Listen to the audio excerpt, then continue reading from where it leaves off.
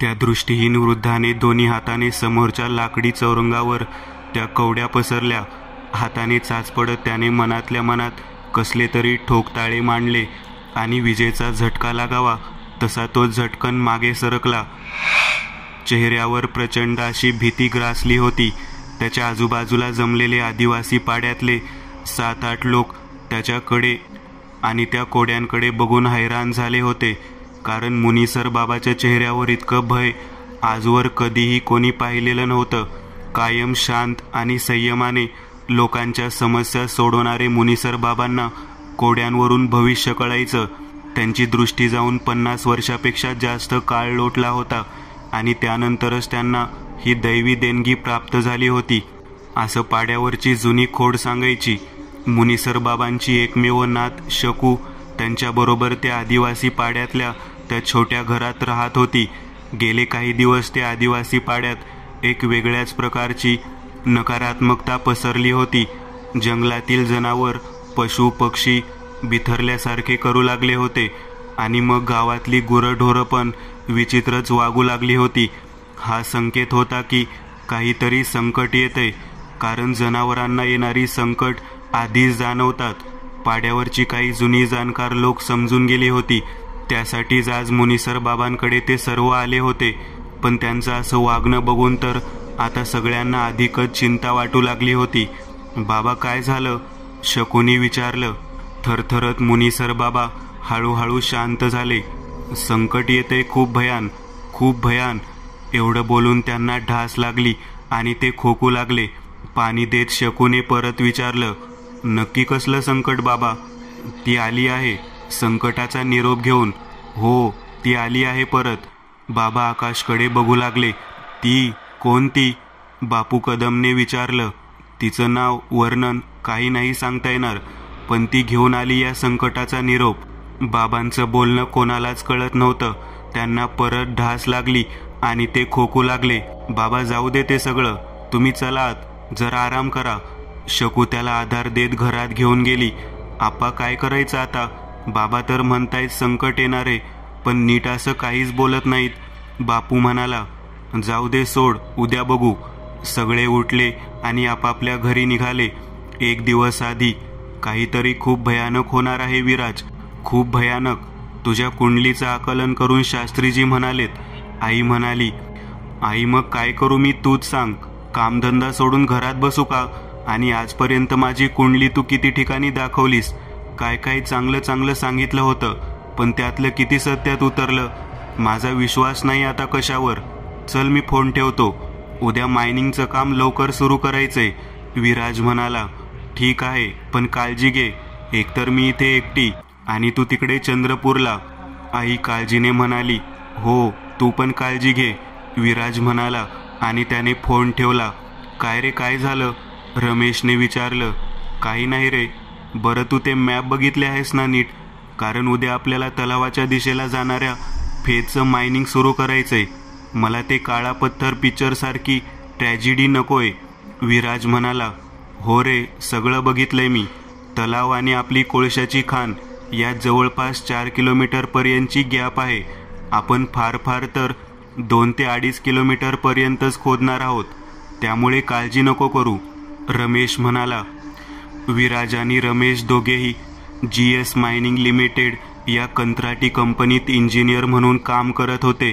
झारखंडच्या दुर्गम भागात गेल्या वर्षीच त्यांच्या कंपनीला एका कोळशाच्या खाणीच्या उत्खननाचा कंत्राट मिळालं होतं.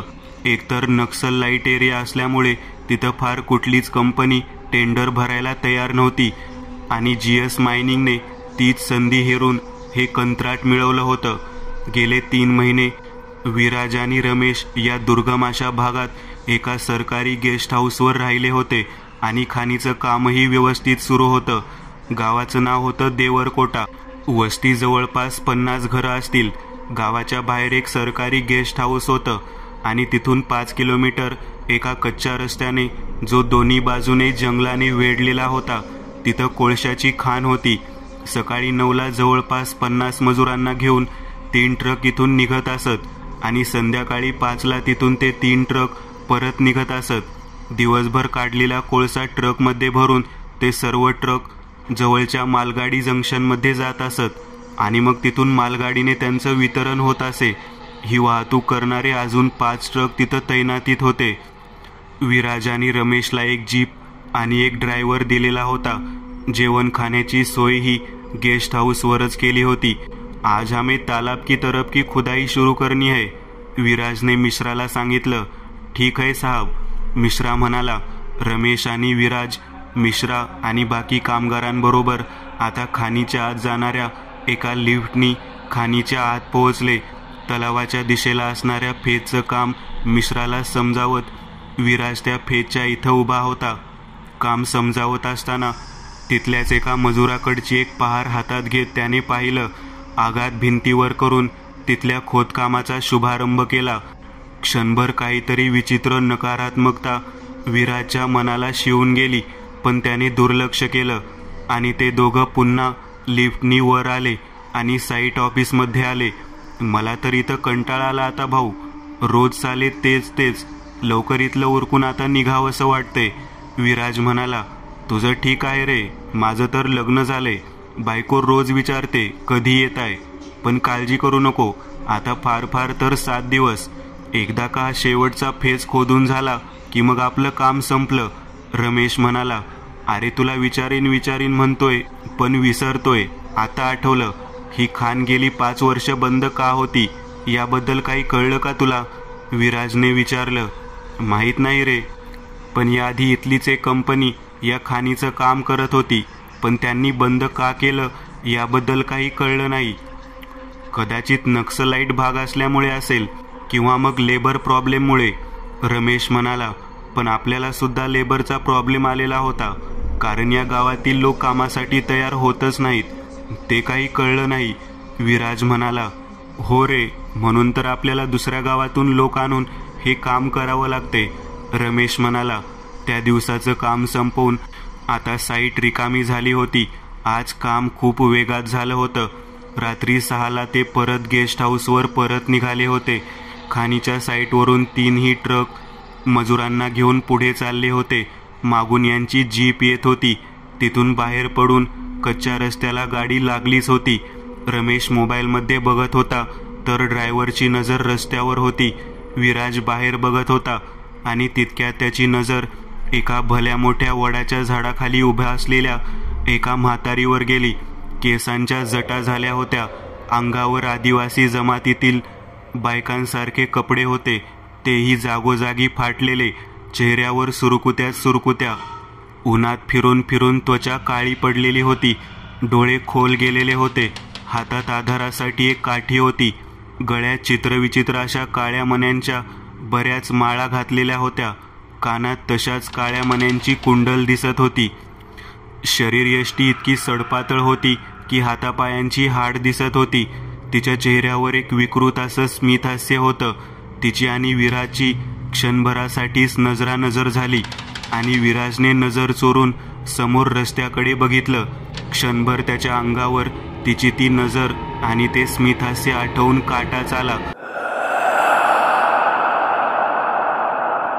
गाडी आता थोडी पुढे गेली असेल याचा अंदाज घेत त्याने हळूच मागे बघितलं. कच्चा रस्ता असल्यामुळे वेग फार नव्हता, त्यामुळे त्याला ते झाड तर दिसत होतं, पण ती म्हातारी आता तिथं नव्हती.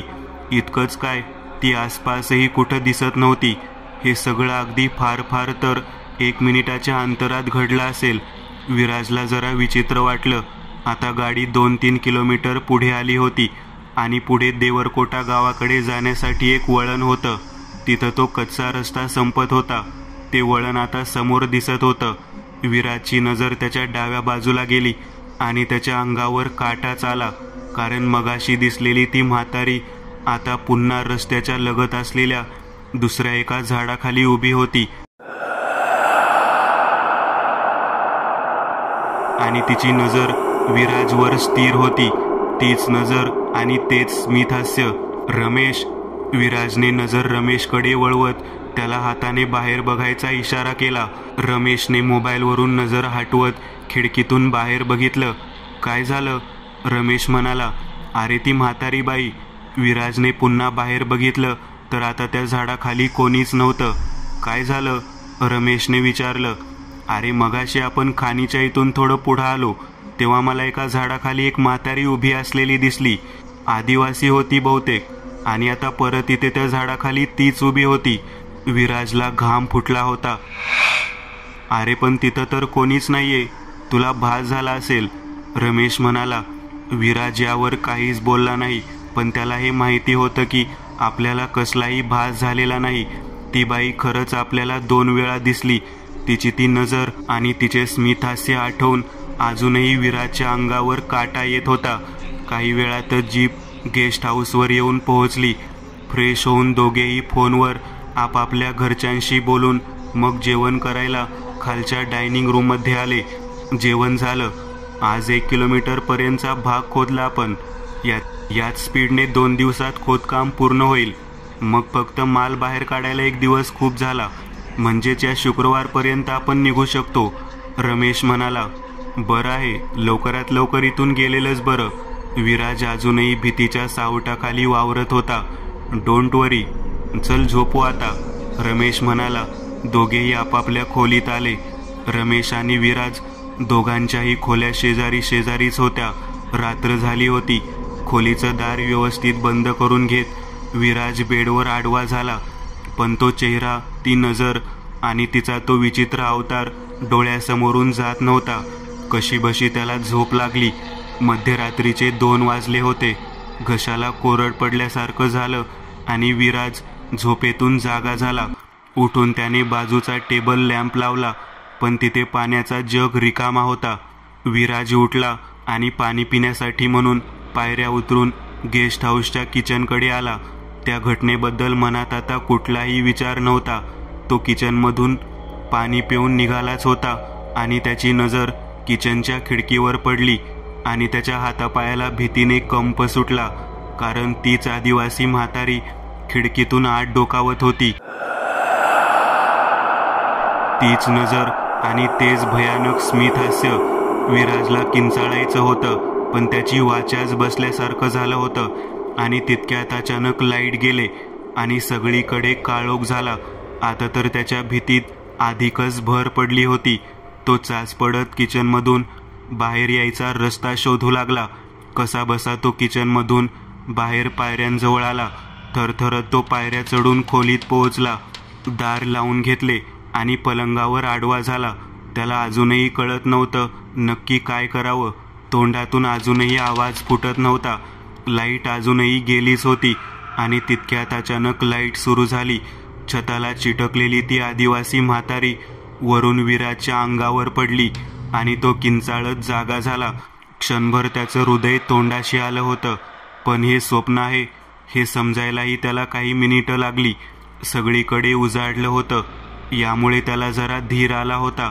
आईचं वाक्य त्याला आठवलं होतं की खूप मोठं संकट येणार आहे. विराजच्या शरीरात ताकदच राहिली नव्हती. त्याला खूप अशक्तपणा जाणवत होता. त्याला नक्की रात्रीची घटना खरी घडली होती की स्वप्न होतं तेच कळत नव्हतं. तो कसा तरी उठून खोलीतून बाहेर आला. काय रे, उठलास? रमेशही खोलीतून बाहेर येत म्हणाला. हो रे, पण आज बरं नाही वाटते मला, खूप विकनेस जाणवतोय, विराज म्हणाला. तू पाहिजे तर आज आराम कर, मी सांभाळीन आज सगळं काम. तसं पण आता 3-4 दिवसांचाच प्रश्न आहे, तू आराम कर, रमेश असं म्हणून निघून गेला. विराजने थोडंफार खाऊन घेतलं आणि गोळी घेऊन तो पुन्हा बेडरूममध्ये येऊन झोपला. किती वेळ झाला होता ठाऊक नाही, पण त्याला झोप मात्र खूप गाढ अशी लागली होती. सर्किट हाऊसचा आचारी नाश्ता आणि दुपारचं जेवण बनवून गेला होता.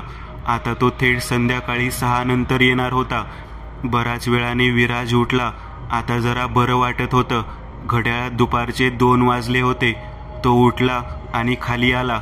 फ्रीजमधून पाण्याची बाटली काढून त्याने पाणी प्यायलं आणि तो फ्रीज बंद करून निघणारच होता. तितक्यात त्याची नजर जमिनीवर गेली. 4 ते 5 पांढऱ्या रंगाचे लांब असे केस जमिनीवर पडलेले त्याला दिसत होते. या गेस्ट हाऊसमध्ये रमेश, मी आणि आचारी भगवान, आम्हा तिघांखेरीज कोणी येत नाही. या गेस्ट हाऊसच्या आजूबाजूला दूर दूरपर्यंत कोणी राहत नाही. किचनच्या खिडक्या आम्ही कधीच पूर्ण उघडत नाही, का तर धूळ येते. मग हे पांढरे लांब सडक केस विराज स्वतःशीच म्हणाला. आणि तितक्यात त्याच्या डोळ्यासमोर त्या म्हातारीचा चेहरा आला. तिचे केस पण असेच होते, पांढरे लांब सडक. विराजला त्याच्या शंकेचं उत्तर मिळालं होतं आणि त्याचबरोबर त्याच्या काळजात धस झालं होतं.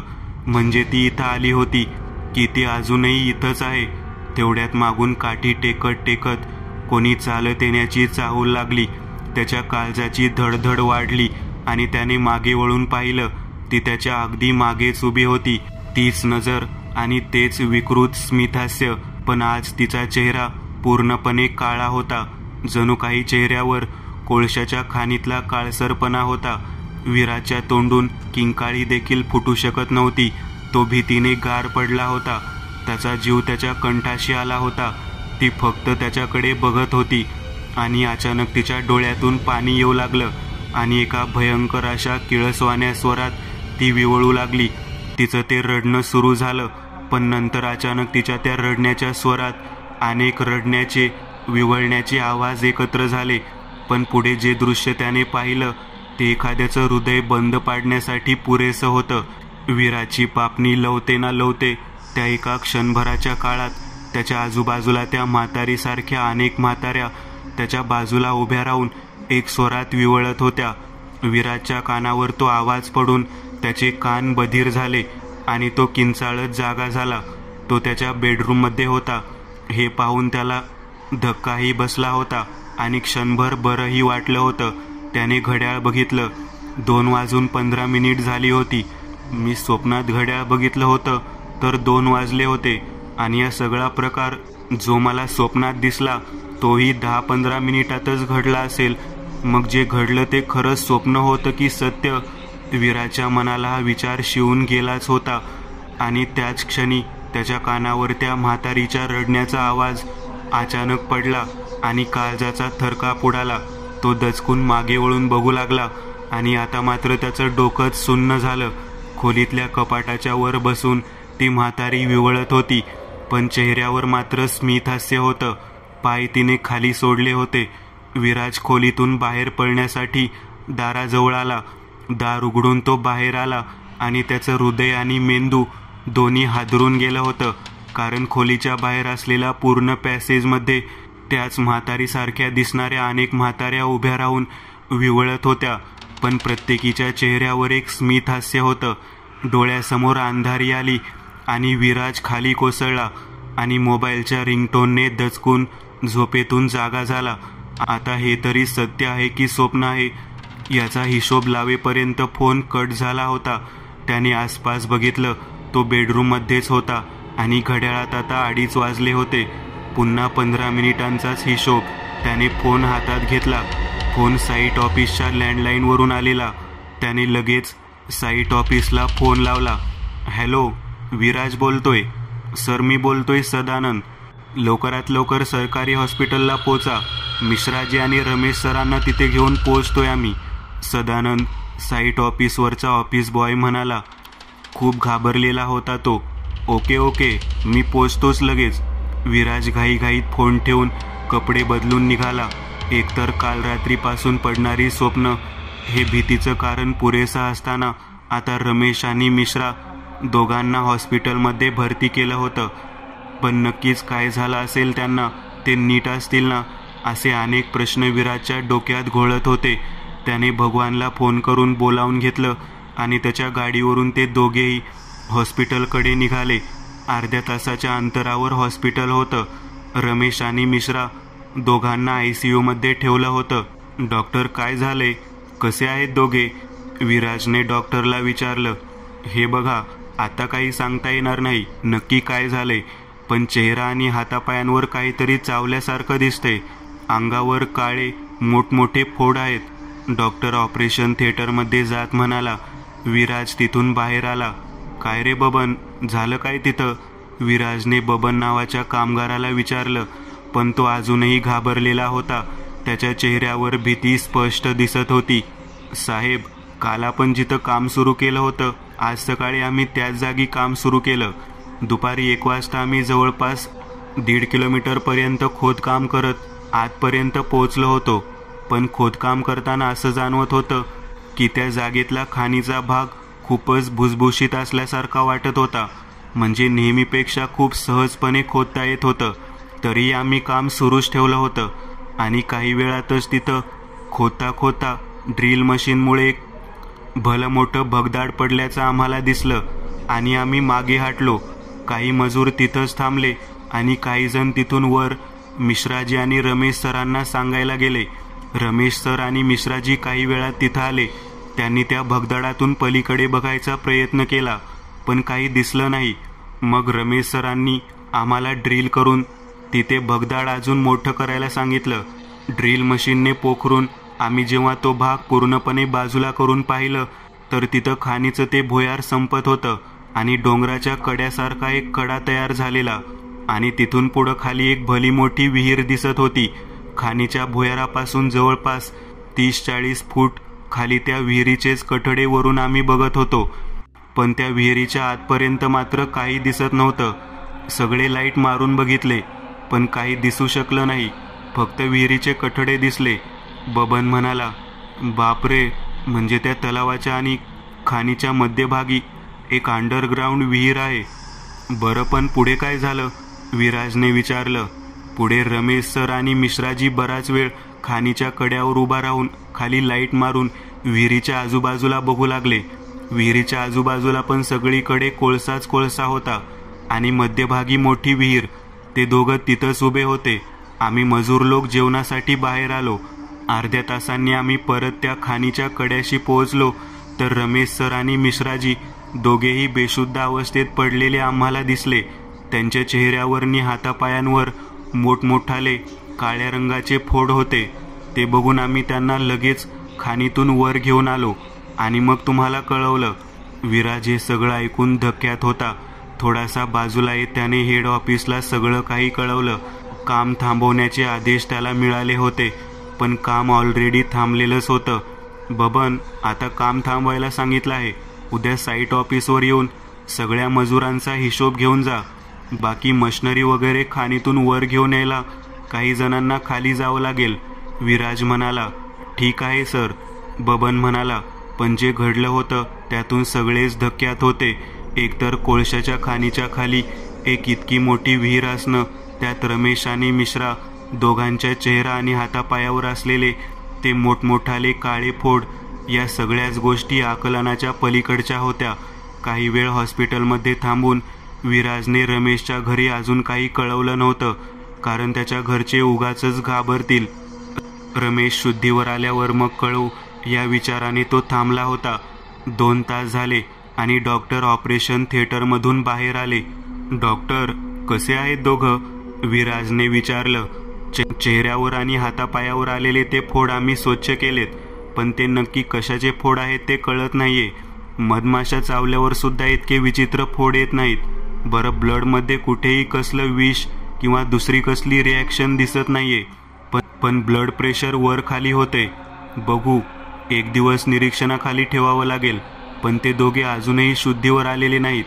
एनिवे, आम्ही त्यांना स्पेशल वॉर्डला शिफ्ट करतोय. डॉक्टर म्हणाले. मी रात्री इथं थांबू शकतो ना? विराजने विचारलं.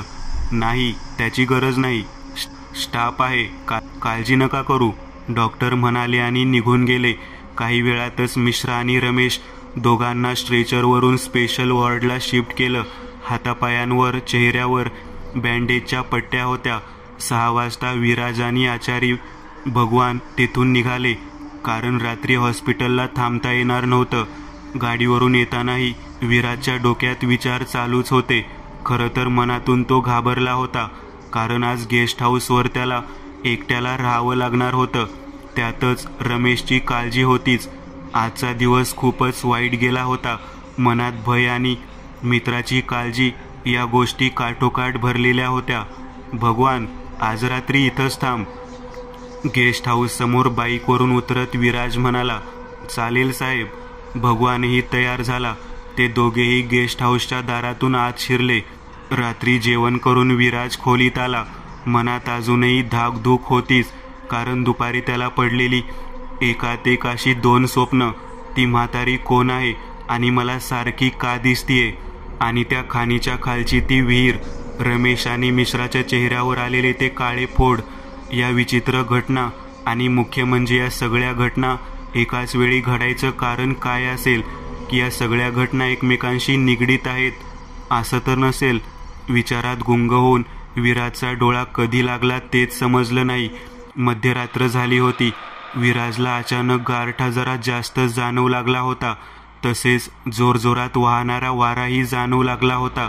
तसेच झाडांच्या पानांची वाऱ्यामुळे होणारी सळसळही व्यवस्थित ऐकू येत होती. पक्ष्यांच्या आवाजाचीही त्यात भर पडत होती. अर्धवट झोपेत त्याने हळूच डोळे उघडले. हलकं हलकं उजरायला लागलं होतं. पहाट झाली असावी कदाचित. त्याने परत डोळे बंद केले कारण तो साखर झोपेत होता. आणि अचानक तो ताडकन जागा झाला कारण तो स्वतःच्या बेडरूममध्ये नव्हताच, तर तो गेस्ट हाऊस समोरच्या अंगणात जमिनीवर मध्यभागी झोपलेला होता. बरं, अंगावर पांघरूनही होतं. मी इथं कसं आलो? मी तर बेडरूममध्ये झोपल्याचं मला चांगलं आठवतंय. मला झोपेत चालायची देखील सवय नाहीये. तो उठला आणि उठून उभा राहिला. पहाटेच्या प्रकाशात त्याने तो झोपला होता त्या जागेच्या अवतीभोवती नजर टाकली आणि क्षणभर तो चाट पडला कारण तो अंगणात जिथं झोपला होता त्या जागेभोवती काळ्या रंगाचे एक वर्तुळ आखलेलं त्याला दिसत होतं आणि त्या वर्तुळाच्या आजूबाजूला काळ्या रंगाच्या पाऊलखुणा दिसत होत्या. त्या पाऊलखुणा काळ्या वर्तुळाच्या भोवती सगळीकडे होत्या. जणू काही त्या पाऊलखुणा ज्याच्या कुणाच्या होत्या ती व्यक्ती वर्तुळाभोवती प्रदक्षिणा घालत असावी अशा प्रकारच्या त्या पाऊलखुणा होत्या. विराज तिथून तडक गेस्ट हाऊसच्या आत आला. मुनिसर बाबांनी हातात कवड्या फिरवत लाकडी चौरंगावर पसरल्या आणि हाताने एक एक कवडी चाचडू लागले. काल दुपारपासूनच त्यांना विचित्र वाटत होतं. रात्रीही झोप नव्हती. पहाटे अचानक काय हुकी आली कोणास ठाऊक. ते चाच पडत उठून अंगणात येऊन बसले होते आणि कवड्या टाकून कसला तरी अंदाज घेत होते. भयंकर, भयंकर. ज्याची भीती होती तेच झालं शेवटी. अचानक ती आकाशाकडे बघत ओरडू लागले. शकू तो आवाज ऐकून झोपेतून जागी झाली आणि अंगणात आली. काय झालं बाबा? तिने विचारलं. नको विचारूस पोरी. ज्याची भीती होती तेच झालं. कित्येक युगांपूर्वी बंद केलेला काळा दरवाजा उघडला गेलाय. आता ते सगळे परत येणार. मुनिसर बाबा ओरडत होते पण शकूला मात्र काहीच कळत नव्हतं.